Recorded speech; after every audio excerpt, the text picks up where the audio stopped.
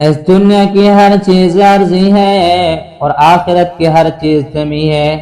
ادھر کی عزت اور یہاں کی ذلت اور یہاں کی راحت اور یہاں کا آرام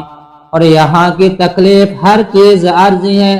اور آخرت کی عزت اور ذلت، آخرت کی راحت اور آرام اور آخرت کی مصیبت اور تکلیف دمی ہے اور غیر محدود ہے۔ اس پر بڑی تفصیل سے بات کرنا چاہتا ہوں۔ اب یہ عرض کرنا ہے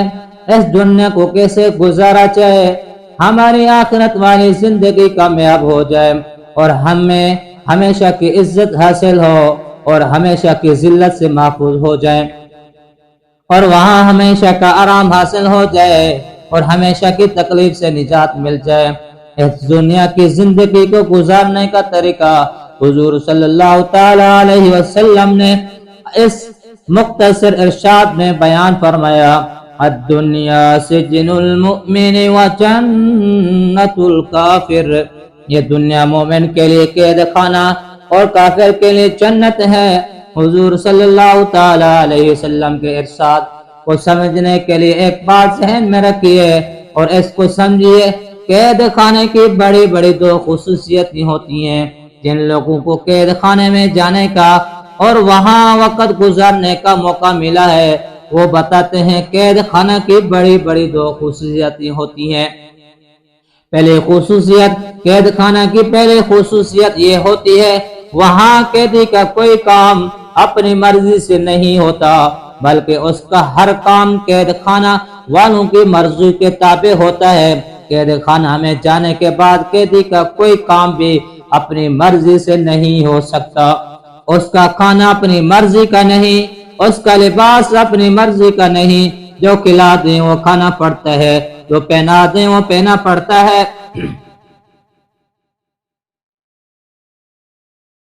جو پہنا دیں وہ پہنا پڑتا ہے، جب سلاتے ہیں سونا پڑتا ہے، جب جگاتے ہیں جگانا پڑتا ہے، گھر کا کھانا بند کر دیا جاتا ہے، جیل کا کھانا اس کو کھانا پڑتا ہے، لباس اتار کر اس کو مجرموں کا لباس پہنا پڑتا ہے۔ غرض آپ جتنا بھی سوچیں گے یہ بات آپ پر کھلتی جائے گی۔ جیل میں قیدی کوئی کام اپنی مرضی سے نہیں کر سکتا، اس کی اپنی مرضی ختم ہو جاتی ہے یا اس کو ختم کرنا پڑتی ہے۔ دوسری خصوصیت میرے دوستوں، قید خانہ کی دوسری خصوصیت یہ ہوتی ہے کوئی قیدی قید خانہ کی در و دیوار سے دل نہیں لگاتا، چاہے کسی قیدی کو عمر بھر قید کی سزا کیوں نہ دی جائے اور لمبا عرصہ تک اس کو جیل میں کیوں نہ رہنا پڑے، مگر اس کا دل پھر بھی جیل کے در و دیوار سے نہیں لگتا، چاہے کسی کو پھانسی کی سزا ہو جائے اور اسے یقین ہو جیل کے در و دیوار سے زندہ نہیں جا سکتا بلکہ اب میری میت ہی جائے گی، مگر پھر بھی اس کا دل جیل کے در و دیوار سے نہیں لگتا بلکہ وہ بے چین، بے قرار اور مضطرب رہتا ہے۔ کب میری رہائی کا پروانہ آئے گا اور میں جا کر اپنے گھر والوں سے، اپنے اہل عیال سے، بیوی بچوں سے، دوست و احباب سے ملوں گا۔ خلاصہ یہ ہوا قید خانہ کی دو خصوصیتیں، قید خانہ میں قیدی کا کوئی کام اپنی مرضی سے نہیں ہو سکتا،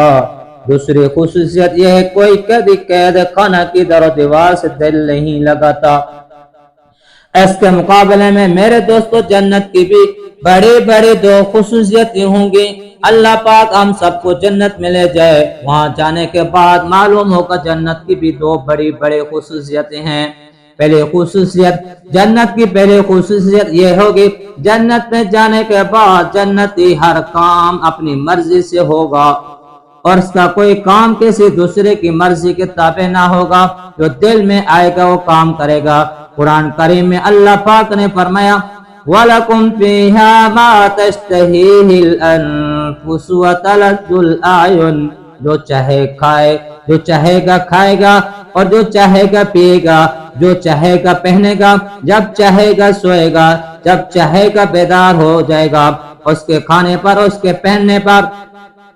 اس کے لباس پر کسی قسم کی کوئی پابندی نہیں ہوگی، نہ نماز کی پابندی ہوگی، نہ روزہ کی پابندی ہوگی، نہ حج کرنے کی پابندی ہوگی، نہ زکوٰۃ دینے کی پابندی ہوگی۔ تو جنت کی پہلی خصوصیت یہ ہوگی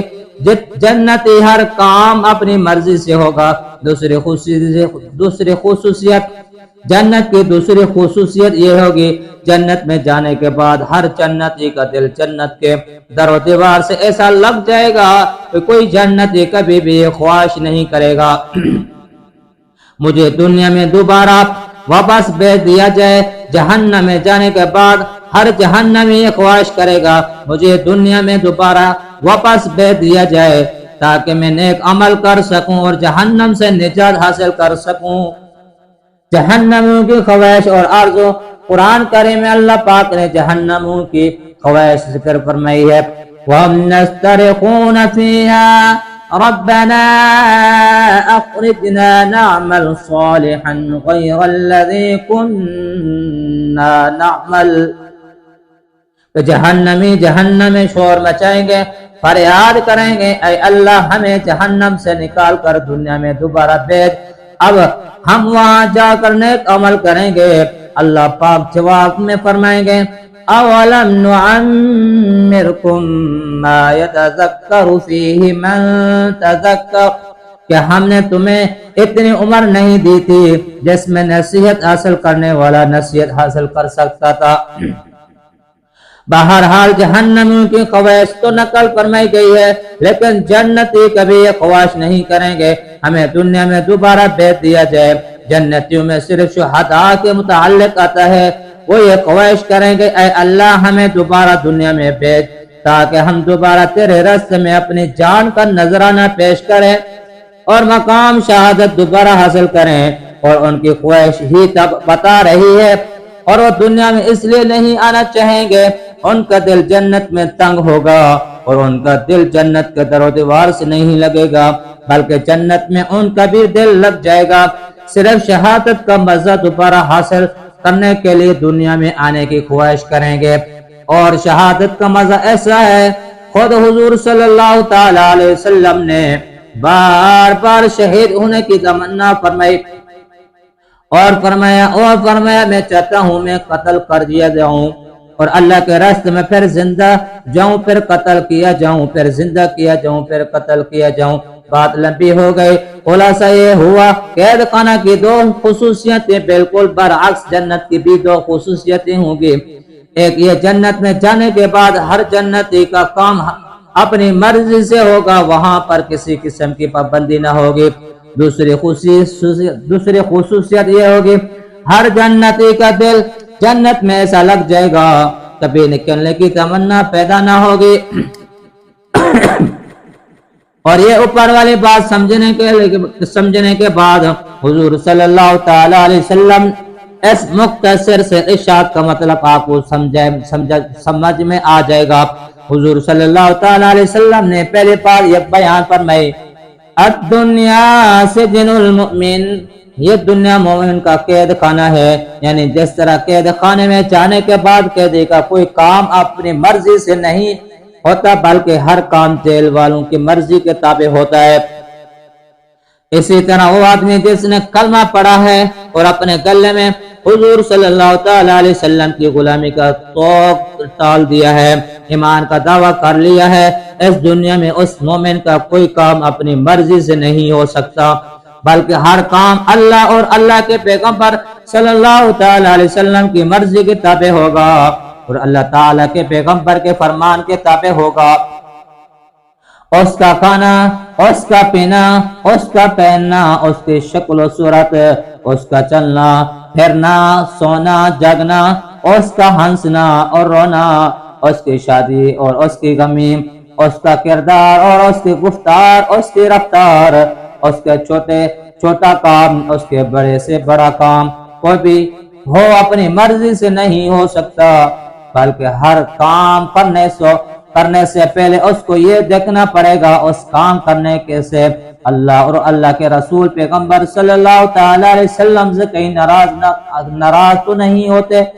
ہر قدم اٹھانے سے پہلے اس کو سوچنا پڑے گا اس کے قدم اٹھانے سے اللہ اور اللہ کے پیغمبر صلی اللہ تعالی علیہ وسلم ناراض تو نہیں ہوں گے۔ اس کو ہر وہ کام کرنا پڑے گا جس کا اللہ اور اللہ کے پیغمبر صلی اللہ تعالی علیہ وسلم نے حکم دیا ہو۔ اور اس کو ہر وہ کام چھوڑنا پڑے گا جس کے کرنے سے اللہ اور اللہ کے رسول پیغمبر صلی اللہ تعالی علیہ وسلم نے منع کیا ہو۔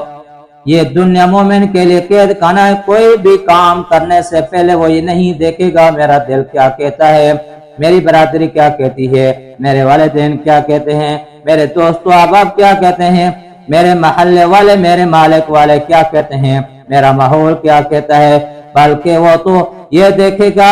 اس کام کے بارے میں اللہ اور اس کے رسول پیغمبر صلی اللہ تعالی علیہ وسلم کا کیا حکم ہے۔ تو آپ نے فرمایا دنیا مومن کے لیے قید خانہ ہے، یعنی مومن کا کوئی کام اپنی مرضی سے نہیں ہو سکتا، بلکہ ہر کام اللہ اور اس کے رسول پیغمبر صلی اللہ تعالی علیہ وسلم کے مرضی کے مطابق ہوگا۔ اسی طرح دنیا مومن کے لیے قید خانہ ہے، جیسے قیدی جیل کے در و دیوار سے دل نہیں لگاتا، اسی طرح مومن بھی دنیا کی در و دیوار سے دل نہیں لگاتا، بلکہ تڑپتا رہتا ہے، فکرا اور بے چین رہتا ہے، کب میری موت آئے گی، کب میری رہائی کا پروانہ آئے گا، کب ملک الموت آئیں گے اور میری روح کب سو عنصر سے پرواز کر کے اللہ کے دربار میں حاضر ہوگی۔ حضور صلی اللہ تعالی علیہ وسلم کی زیارت ہوگی۔ حضرت بلال رضی اللہ تعالی عنہ کا مومن کا وہ حال ہوتا ہے تو حضرت سیدنا بلال رضی اللہ تعالی عنہ کا تھا کہ موت کے وقت ہے اور بیوی رو رہی ہے۔ حضرت بلال رضی اللہ تعالی عنہ ہنس رہے ہیں اور فرما رہے ہیں واہ واہ کتنے مزے کی بات ہے، غدن نلقا محمد واصحابہ واہ، کل محمد صلی اللہ تعالی علیہ وسلم اور ان کے صحابہ سے ملاقات ہوگی۔ بہرحال آپ کے اس جملے کا مطلب یہ ہے یہ دنیا مومن کے لیے قید خانہ ہے، یعنی قیدی کی طرح مومن کا کوئی کام اپنی مرضی سے نہیں ہو سکتا، اور قیدی کی طرح مومن بھی دنیا کے در و دیوار سے دل نہیں لگاتا۔ دوسرا جملہ حضور صلی اللہ تعالی علیہ وسلم کا فرمان کا دوسرا جملہ یہ ہے وَجَنَّةُ الْكَافِرِ، یہ دنیا کافر کے لیے جنت ہے،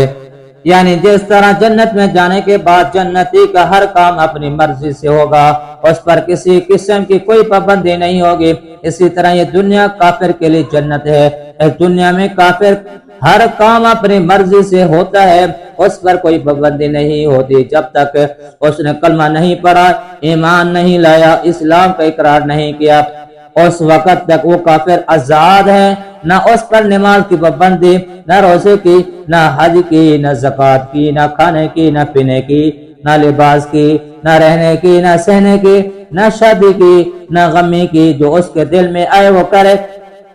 اپنی مرضی سے کھائے گا، اپنی مرضی سے پیے گا، اپنی مرضی کا لباس پہنے گا، اپنی مرضی کی شکل و صورت بنائے۔ قیامت کے دن کسی کافر سے یہ سوال نہیں ہوگا میاں تم نے نماز کیوں نہیں پڑھی تھی، روزہ کیوں نہیں رکھا تھا، یہ کھانا کیوں کھایا تھا، شراب کیوں پی تھی، زکات کیوں نہیں دی تھی، زنا کیوں کیا تھا، یہ سوال نہیں ہوگا۔ یہ سوال ضرور ہوگا میاں تم ایمان کیوں نہیں لائے تھے۔ حضور صلی اللہ تعالی علیہ وسلم نے فرمایا یہ دنیا کافر کی جنت ہے، جس طرح جنت میں جانے کے بعد جنتی کا دل جنت سے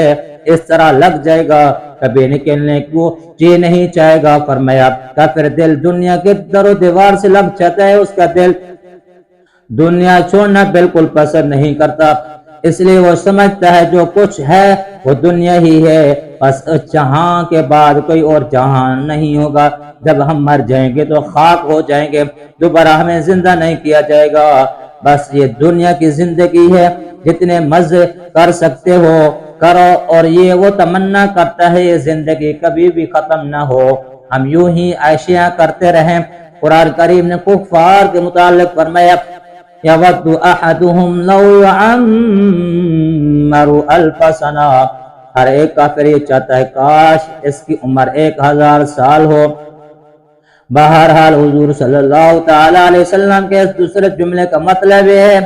دنیا کافر کے لیے جنت ہے، یعنی جنتی کی طرح دنیا میں ہر کام اپنی مرضی سے کرتا ہے، اور جنتی کی طرح ہر کافر اپنا دل دنیا کے در و دیوار سے اس طرح لگاتا ہے، دنیا چھوڑنے کے لیے تیار نہیں ہوتا۔ بات بڑی لمبی ہو گئی ہے میرے دوستو۔ حضور صلی اللہ تعالی علیہ وسلم کا یہ فرمان ایک آئینہ ہے جس میں ہر شخص اپنے 24 گھنٹے کی زندگی کا نظارہ کر سکتا ہے، وہ ایک کافر کی طرح زندگی گزار رہا ہے یا ایک مومن کی طرح اس کی زندگی گزر رہی ہے۔ حضور صلی اللہ تعالی علیہ وسلم نے مومن اور کافر کی زندگی کا بنیادی اور اہم فرق بیان فرمایا ہے۔ اب ہمیں ایمان کا دعویٰ کرنے والوں کو، محبت کا نعرہ لگانے والوں کو، اپنے آپ کو عاشق رسول کہنے والوں کو اپنے اپنے گریبان میں منہ ڈال کر اپنی زندگی کا جزا لینا چاہیے۔ حضور صلی اللہ تعالی علیہ وسلم نے مومن کی زندگی کا معیار بیان فرما رہے ہیں، اور ہمارا کیا حال ہے ہمیں سوچنا چاہیے، ہمیں غور کرنا چاہیے۔ ہم نے دنیا کو اپنے لیے قید خانہ بنایا ہوا ہے یا جنت بنایا ہوا ہے؟ میرے دوستوں میں سچ عرض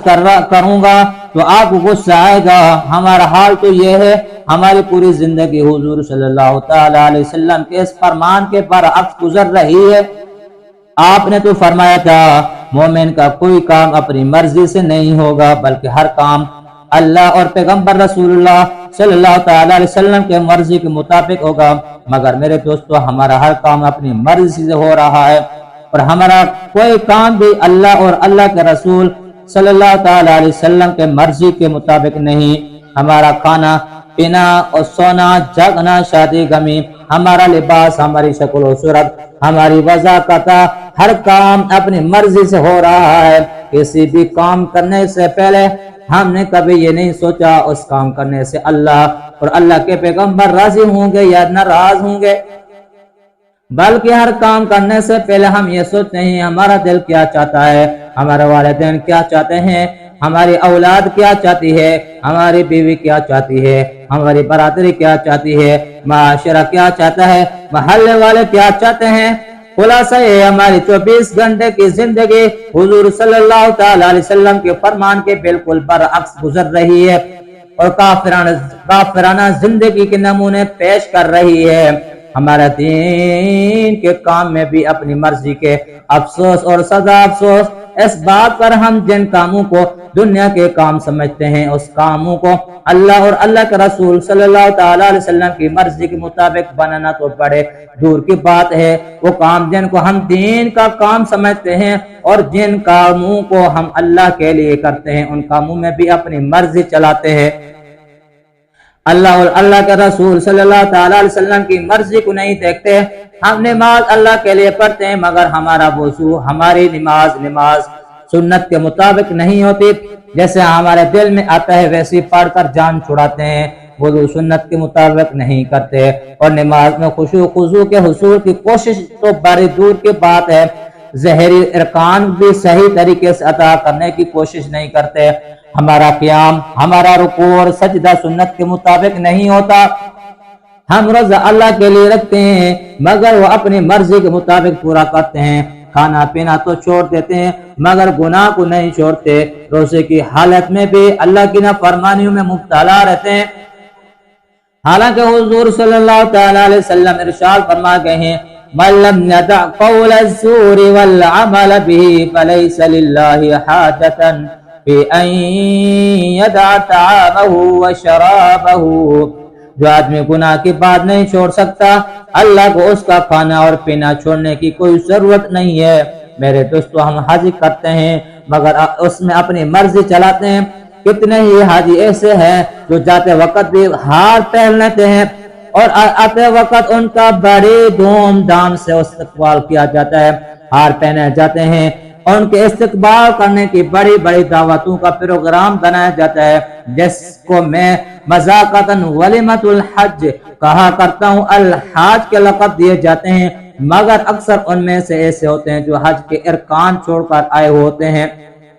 جن کا حج سرے سے ہوتا ہی نہیں، اور کتنے ہی ایسے ہوتے ہیں جن پر گڑبڑ کی وجہ سے دم نازک ہو چکا ہوتا ہے مگر ان کو خبر ہی نہیں ہوتی، اور کتنے ہی ایسے ہوتے ہیں جو حرام مال سے حج کرتے ہیں،